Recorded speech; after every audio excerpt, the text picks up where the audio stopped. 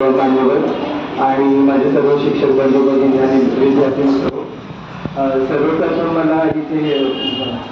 संधी दिल्याबद्दल धन्यवाद.